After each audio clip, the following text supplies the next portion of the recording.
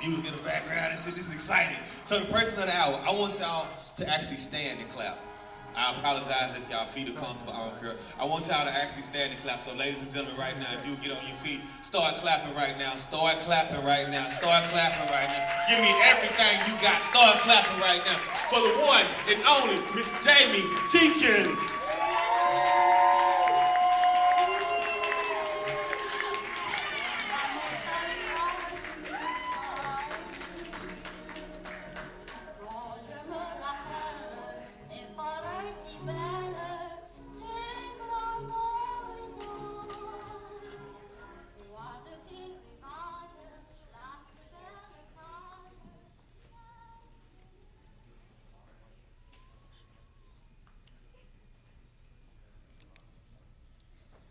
In the beginning, there was the womb.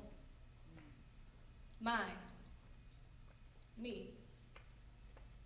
There is this myth that people read that God made Adam.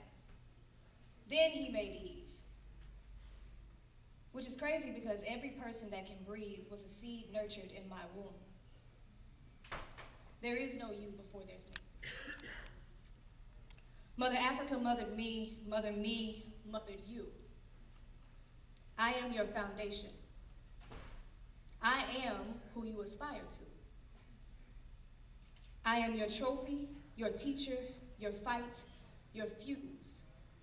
I am your protector, your preacher, your might, your muse. My love was too sweet. Somehow my children are confused. You forgot that womb was home. Now womb is constantly abused. Patriarchy raped my divinity. White supremacy colonized my soul. Capitalism dissected my body. Culture stripped my control. And I cry for you to love me, because love for you is all I know. But the more fiercely that I love you, the deeper your resentment grows. My grandchildren don't even know me. I speak, but I don't exist. They just play in my body parts, and home is not even missed. So I left home to save you, to gather my children and my grandchildren too. Some hugged me, more hurt me, and I love them as mothers do. I made you my world and put that world on my back. Home was a distant memory. The weight of the world caused me to crack. If the world is to be saved, I must leave it behind.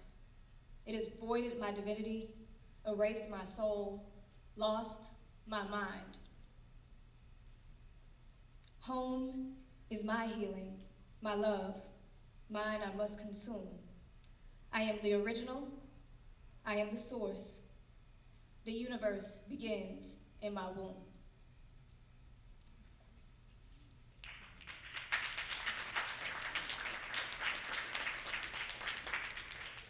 For those of you who had the chance to check out the art, they're right here on the columns, and they tell a story, starting from the beginning at the door and coming around, wrapping around the columns and coming back to the door. The story is one of a herstory, a world where God was woman. The womb was honored and worshiped. And over time, that story evolved into a different one, where the womb and the woman was erased from divinity. The body, the female form, became something disgusting, something hypersexualized, something that was feared.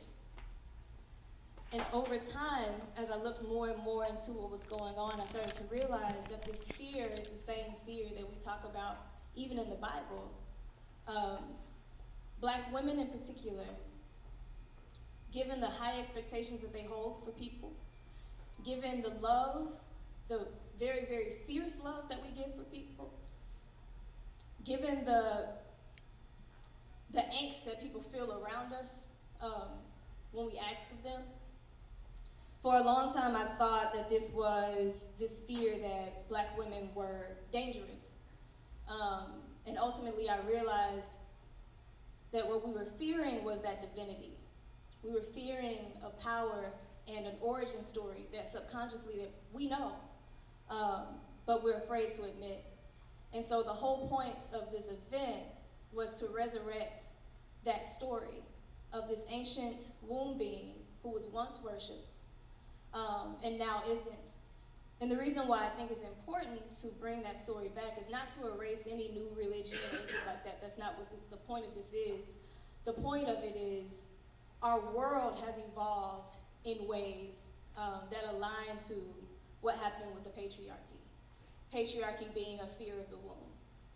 And so now our world is suffering, pollution, murder, all of these things that cause death. Womb brings life. And so what the hope of Daughter of Woman was a reminder of a resurrection of the first divinity. But most importantly, I was talking to Will, there he is. We were talking about, like, in the Bible, the Christian Bible, there are certain verses that speak about God in this external way. Flesh of my flesh, blood of my blood, the land of milk and honey, narrow straight the path and narrow the gate. All of these things that in an abstract way speak of this form that's divorced from us. But if you think of it in a practical way, you're talking very much about the female form. This is the only way to the Father. This is the land of milk and honey. And so all of these practical things that are divorced from our divinity, divorced from our body, divorces us from divinity, and it is causing this imbalance that we call patriarchy.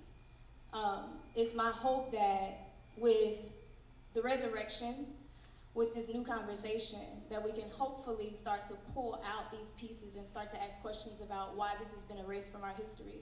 Why isn't that we don't know that when women have hysterectomies, it's connected to memory loss? That means that the womb has other capabilities beyond reproduction. There might be intelligence connected to it, but why aren't we taught that? So there's all of these things that are erased from history, from biology, all of these things that are erased from history, from biology, from archaeology, all of these things that tell us a whole story, a fuller story of who we are as a human race. And I think it is important for all of us to start to pull into and tease into that story for the sake of our balance. Finally, I wanted to say to my mother,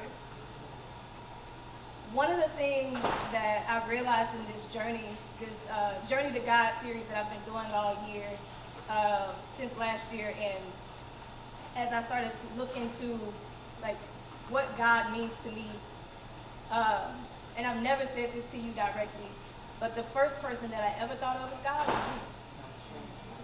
you. And so my entire life has been about making you proud, doing right by you. When I think of the things that even the Bible says about fearing and all of those things have been you. And it is my hope that you know how critical, how significant, how intelligent, how genius, how beautiful, how amazing you are. And I hope that my life can be just a small bit of what you have been to me. I see myself as your extension, and I'm just very, very thankful for you, the totality of you, your story. It took me becoming a woman to understand the fullness of who you are and to understand some of the things that I honestly, I didn't know. I didn't know how much you were carrying as a 16-year-old girl who had a daughter. As a woman who had to push through in black skin and a womb body in this world, I didn't know until now as a woman. And so I have even deeper gratitude to you and who you are. And so I just wanted to tell you thank you. And so this day, while people are celebrating me, I am celebrating you. So,